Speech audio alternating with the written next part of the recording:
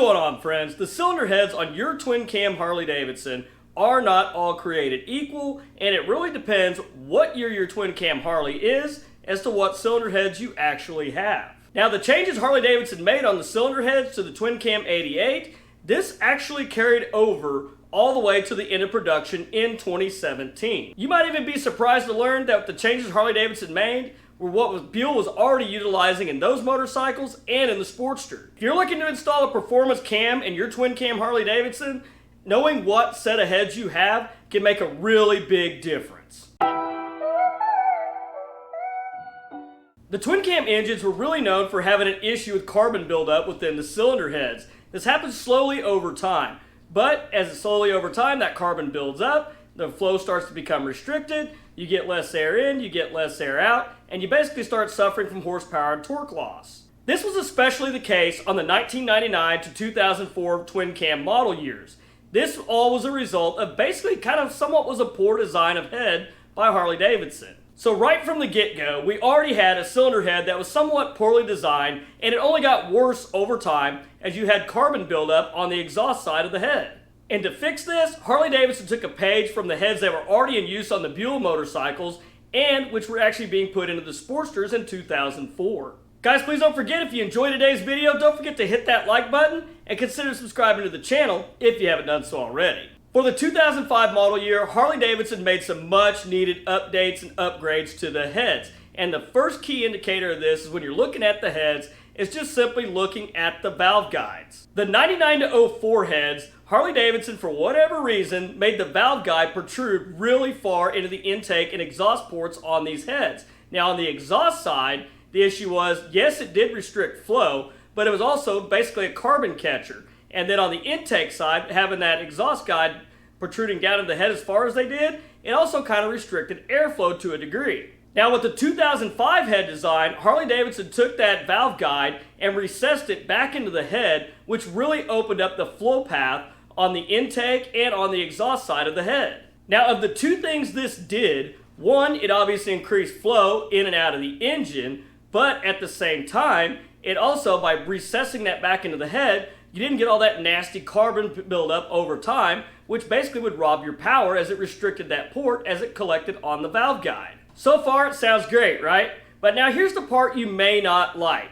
But stick with me, it really is a good thing, and it does make a big difference. It also has a lot of excellent performance benefits. It also goes along with recessing that valve guide for better flow and less carbon catching on the exhaust side. For the 2005 model year, they went with a 7mm valve guide as opposed to the 8mm valve guide that was used in previous years. Now I know going smaller probably doesn't sound like a good thing, but trust me, it's a really good thing. It also goes along with them recessing that valve guide back up into the head quite a bit. Even though the 2005 model year and later heads use a 7mm valve stem and that shorter valve guide, what that does is that allows for much more flow on the intake and on the exhaust port. With that all recessed back up in there, using that smaller valve stem, that actually allows for more port volume overall on the intake and the exhaust. Now Harley-Davidson didn't stop there either. They even made some really nice improvements to the valve seals themselves. The old seals were just a single press-on metal seal with one wiper for the oil. The 05 and later valve seals, these are actually much larger, they are much thicker material, they're actually much higher quality. And rather than just being pressed metal, these were actually attached to the bottom of the spring collars. Using that thicker rubber, they also had multiple wipers for the oil, as opposed to that old design that was really thin, really small, and only had one wiper for the oil.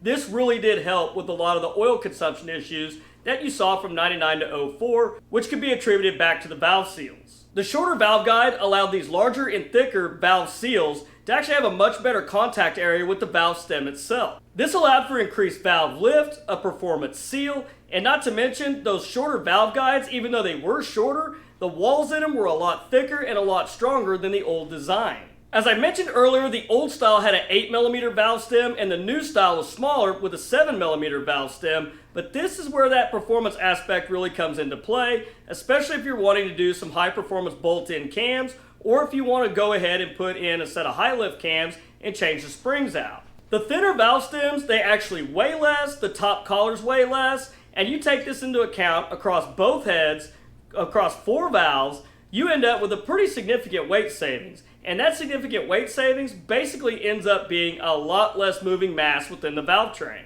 Another great improvement that came with the 7mm valve stem is that they used 3 radius grooves at the top for the valve keepers. Now what this did is it actually distributed the force of the valve spring across a much wider area. When Harley-Davidson went to the 7mm valve stem, they also upgraded the valve spring pack. They went with the beehive spring design, which was awesome because the beehive springs, they'll handle a lot more camshaft than the previous stock valve springs would. Once again, this is very important if you're wanting to put in a performance cam and still utilize the stock valve train. That just means one less thing you've got to do unless you want to go with a really high lift cam. The reason why I say this is because the old design with the 8mm valve stem, it had one groove slot at the top for the valve keeper.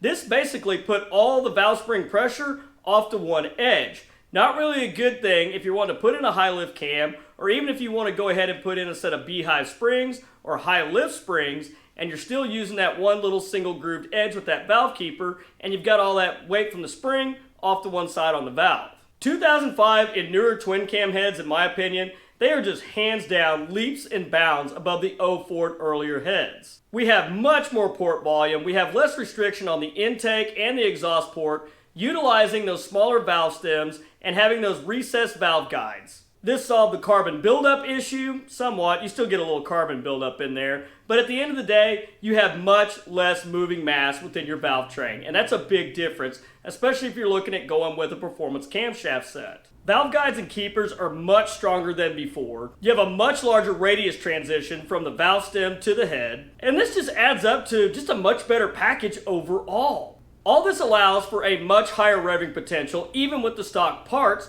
not to mention if you go with aftermarket parts within the motor, like I mentioned, higher lift cams or bolt-in cams. The beehive springs coupled with all these other improvements in the 05 and later heads are what allows us to use much more aggressive bolt-in cams than what we were able to use from 99 to 2004. So even just bolting in a performance cam into the engine, that really allows you to take advantage and use what Harley-Davidson gave you stock really to its full potential. The good news is that this head design stayed in production from 2005 all the way to the end of twin cam production in 2017. So if you got anything 2005 or newer, you're really in business. You've got all the improvements plus the beehive springs.